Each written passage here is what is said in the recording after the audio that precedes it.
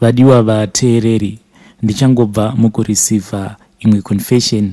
Ndaireceiva as a voice note. Voice note iri randityisa rabva kune vamwe mukoma vachindiudza ivo kuti vanoshanda kuzvitunha, saka hanzi vakadevelopa kamweya kekuda kungodya nyama yevanhu yezvitunha. So this voice note yabva yandityisa zvokushaya hope, saka ndangoti kana ini ndashaya hope ngatingoshayawo hope takawanda. Please tell me kuti what do you think about mukoma vedu ava. Vati vachatarira mucomment section vachitsvakawo rubatsiro. Hanzi handinambogara ndaita zvemishonga kana kuita zvekunoromba, asi hanzi zvakangotanga ndichiri kuZimbabwe. Pari zvino namba dzavo dzavanoshandisa inamba dzekumhiri kwemakungwa, hameno kwavari kushanda vari ikoko vachishanda mumochari. So let me play the audio. Koma sezvo ndambotaura paya, ndakachikumbira kuti kana muzoshare audio yangu please ndapota musangoforward yakadaro, but kana zvichiita ndachikumbira kuti muedite sezvo munoita mavoices evanhu. Nyaya yangu yakamira sekudai, ndichangozama kuti gaga. Chakaitika ndechekuti ndichangotanga kushanda kuHarare parinyatwa kumochwari department.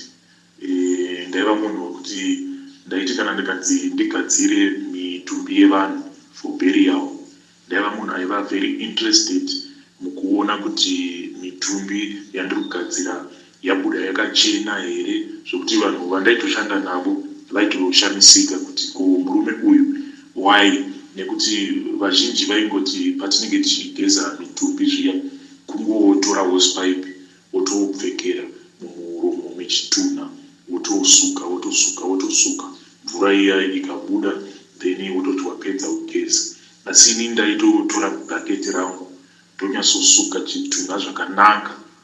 Uyezve chimwe chinhu chakatanga kundinetsa, ndaiva munhu wekuti ndaikwanisa kutoti ndichisuka chitunha uku ndichitodya kana maputi ndakamaisa muhomwe mangu, zvokuti supervisor akatombondipa warning achinditi it's a health hazard.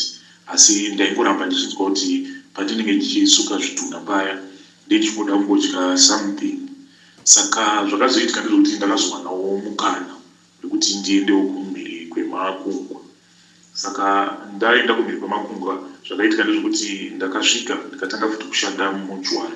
Asi mahospitals ekunyika kuno kwandiri neekuZimbabwe zvakatosiyana, zvokuti kana uri mumochwari unotofungidzira kuti mumba everything is very clean. So I continued nebasa rangu iroro ndichishanda zvakanaka. Asi chakazoitika ndechekuti ndakatanga kuita macravings. Ndaikrevha nyama yevanhu zvokuti ndikasvika kumba paya ndikatanga kubika ndaingofila as if ndadya nyama yemunhu. Let's say zvinoitika kumunhu ari normal, toti nhasi unongonzwa kuti dai ndangoseva nenyama yehuku. Ini ndizvo zvandainzwa kuti nhasi dai ndangoseva nenyama yemunhu. So ndaingoita ndichiignore zvinhu izvi. Asi chakazoitika ndechekuti there was a time pakazoitika accident. Paitika accident vanhu vavo vakafira paspot. Saka mabodies avo they were so smashed zvekuti vakaenda kuno assista paaccident iyoyo vakatoita zvekuhorera mapisi zvokuti mabodies evanhu ava akatouya ari mumabody bags. Saka isu takazopiwa task yekuti tinofanira kuzongotora mabhonzo aya tichingomaunganidza tongomaisa mumacoffins, because the only thing chaingorecognizika misoro yevanhu, but panhau dzemamwe maparts you could not even recognize kuti part iyi ndeyeuyu kana kuti ndeyeuyu. Saka takangonzi tingoisa mumacoffins for the sake of the burial. Saka zvaita sekudaro. Ini there was one night pandainge ndichishanda ndega, ndakaburitsa mabody bags aya kubva mufreezer ndikabva ndatanga kumarongerera because the corona aiti ari kuuya kuzokollecta mabodies iwawo around 3 a.m. So I was busy nemabodies iwawo. I don't know kuti chichakaitika. Pandakanobata rimwe gumbo remunhu raiva richiratidza kuti ndire munhukadzi, it was so soft. So panyama pake pachidya apapa, nyama yacho yanga yakaita kubvaruka ichitodonha pasi. Handizivi kuti chii chakabva chandipinda, that craving yakabva yandikurira. Saka ndakabva ndangoslicer around chidya chake, ndabva ndatora nyama iyaya ndikabva ndaikanda muka lunchbox. Ndaikanda muka lunchbox kangu. The morning pandakachaisa ndichibuda mumuchwari, I was so afraid. Hana yangu yairova ndichizvibvunza kuti saka izvezvi ndikamiswa nasecurity, sure ndichatobuda panews kunzi munhu akaba nyama mumuchwari. But I managed to get home. Ndichisvika kumba, the first thing chandakaita, ndaiva that excitement. Let's say munhu pamwe wagarisa usingadyi kana beef kana maybe uri munhu anofarira kudya pork, the day raunonotenga pork iyaya unoita ka excitement kekuti nhasi I'm going to enjoy my meal. Ndio excitement yandaya ndinayo. Saka ndakati ndichingosvika ndikabva ndasuka nyama iyaya, ndaisuka ndikabva ndaiwedzera kuislice ndikaisa mupoto, ndikabva ndaiisa pastove. Ndaisa pastove, then I went to bath. Saka ndakazoti ndichibuda mubath ndakanzwa nyama iyaya ichindinhuhwirira. I don't know kuti kune mumwe munhu zvinonetsa kuexplaina, but the taste yacho yanga yangofanana kunhuhwirira kunoita maybe huku uchitanga kuiboila paya kana kuti uchifrya nyama. That was that same feeling yakapinda mumhino dzangu, zvekutoti ndakatotanga kudzwa kuti muromo mangu ndainge ndava kutorwera mate. Zvaita sekudaro I ate that meat because it started in the beginning. Ndakatofunga kuti ndicharudza pandichadya nyama iyi, but I finished that meal zvakanaka ndikatokokota poto yacho. Saka zvinhu izvi ndakazombogara for a long time ndikazvipromisa kuti it was a once off thing, but kubva zvandakadya nyama iyoyo it was as if ndainge ndamutsa rimwe dhimoni ranga rakatowanda mukati mangu, because that craving yakazodzoka yakanyanyisa zvisingaiti, zvokuti ndakazombo research paGoogle kuti zvinokonzerwa nei. Then I found out kuti vatoriko vanhu vakadaro vanoita hanzi inonzi cannibalism. Saka ndakatotrace ndikaona kuti even kuchinyakare kune vanhu, kune mamwe matribes alitoita izvozvo zvecannibalism. So zvapera kudaro, that craving it became much stronger. Yakaita very strong zvekuti kana ndiri mumochwari ndaitoita that age yekuti daindambodambura kana chigunwe chemunhu ndanochibika, but ndakaramba ndichingozvicontrola until the point yekuti I could not take it anymore. Saka zvandanda kuita ndezvekuti kana ndichishanda ndiri ndega pashift ndikaburitsa mutumbi wemunhu, chitunha chemunhu mufiriji, pandinochisa patable paya ndapedza kuchigeza ndinobva ndachitena around.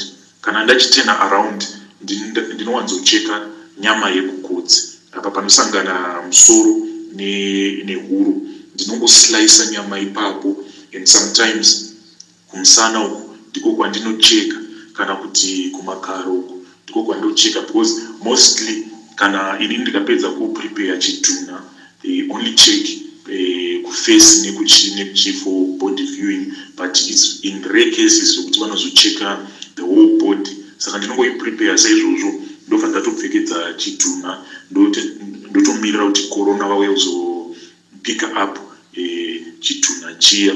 So zvakaramba zvichingoitika to a point yekutoti mufiriji mangu ndanga ndatova netuma lunch boxes twekuti pandinouya nenyama yezvitunha ndinongoisa muka lunch box kako, then pande ndichinzwawo craving yenyama iyoyo ndipo pandinobika that day. But problem, the craving manje I cannot stop it. Iko zvino zvava kutoitika ndezvekuti ndava kutonzwa kuda nyama yakaorera. Handizivi kuti kana vanhu vachiziva zvezvokunzwa kuda nyama kana yemombe inenge ichiita kunge yakaorera iyaya. Saka inini ndo zvandava kunzwa kuda kuti dai ndakwanisa kumbowana kana nyama yemunhu inenge yakaita kakuorera. So mupfungwa dzangu ndezvekutoti ndava kutozviudza kuti the next board chitunha chandichaprepare I have to follow chitunha ichocho ndoenda ndonoona kuti chitunha ichi chabikwa papi, then maybe ndoita plan yekuti chitunha ichocho, its either ndochichera then kana kuti ndotora nyama iya. Ndakatombosvika papoint yekuti kana kuri kunzi kukauya munhu anenge asina hama, its either ndocheka ringava gumbo kana kuti ndocheka ruoko, then I find a way yekuti ndibude negumbo iroro muchipatara, ndoenda naro kumba kwangu, ndosiya richitaka kuorera, then ndozobika nyama yacho, because ndizvo zvandava kunzwa kuda kuti dai ndambokwanisa kudya nyama yemunhu yakaorera. Saka mukomana acho, I know kuti I've made this much longer, but ndiyo situation yandiri kusangana nayo. Kubva ndiri kuZimbabwe handina kana kumbogara ndaenda kumuprofita, handina kumbogara ndaenda kun'anga. Of course ndakamboenda kuchechi, ndaenda kuchechi kuAFM, but ndanga ndisiri munhu wangu waiva very into church, but ndiyo chechi yandaiwanzoenda apo nepapo. Saka handina kumbogara ndabata mishonga zvekuti ndingazviudza kuti maybe ndakaromba.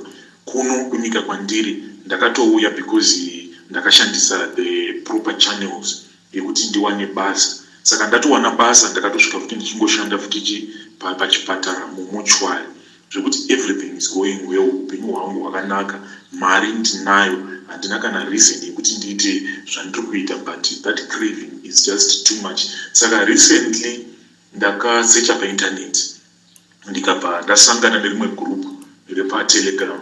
Group iri ndere vanhu vakangofanana neni. I was surprised kuti mugroup pandakapinda mugroup iri group racho ritone almost 25,000 people. Saka ini pandakapinda mugroup iroro ndikarondedzera nyaya yangu kuti I've been struggling nezvinhu zvakadai, vanhu vaya vakatonditi welcome, ndizvo zvauri, you are just normal. Vakatondiudza kuti zvauri zvakangofanana nemunhu anonzwa kuti iye kana ari murume onzwa kuda kurara nomumwe munhurume, kana kuti munhukadzi anonzwa kuda kurara nomumwe mukadzi. Ndikatanga kutoexplainirwa kunzi kumhuka zvitoriko, mhuka kune mhuka dzinotodyanana yavanoti ivanzi cannibalism. Saka handizivi kuti kwatiri isusu sevanhu vatema zvinogamuchirika here, nekuti inini ndizvo zvandiri. Ndazama nepese pandinogona, ndakatombozama kupfugama ndiri murumu mangu ndichichema kuna Mwari kuti kana zvanga zvichiita Mwari, dai henyu mandiuraya, nekuti zvamakandipa izvi ini zvava kundiremera. Ndinoshaya kuti ndozviudza ani, ndiri kutopinda mudepression nekuti handina kana munhu wekusheya naye. So pandakangoti ndiri paFacebook, ndakabva ndangosanganawo negrupu renyu, ndikaona rine poster, ndikangovhiwa poster yenyu, ndikatora nhamba dzenyu, then ndikabva ndakuwhatsappirai. But nhamba dzandakuitirai WhatsApp nadzo, it's not my private number. Ndangotenga a new line kuti ndikwanise kutaura nemi, but ndachikumbira kuti musashare nhamba dzangu anyone. Ndachikumbira kuti kana zvichiita, kana paine any solution yamunokwanisa kundipa, ndinokumbirawo please, I do follow your YouTube channel. Kana kurunzi mazoposta audio yangu, ndichaendawo ndonofyiwa, zvinokuda ndichawana rubatsiro. Hama dzadiwa, ndiyo voice note yandareceiver. So far mukoma wangu handisati ndakwanisa kuti ndivapindure, hana yangu ichiri kurova. Ndinoshaya kuti ndinototanga ndichivati kudii. Saka ndanichitokumbirawo help yenyu kuti nyuraiwo mucomment section. Zvimwe kuda ndichangoita copy and paste advice yamunenge mataurawo mucomment section, ndichangoitawo copy and paste, ndobva ndangonoisa kuchat ravo. Ndichadzoka zvekare mangwana nemamwe maconfessions. Mova neusiku wakanaka.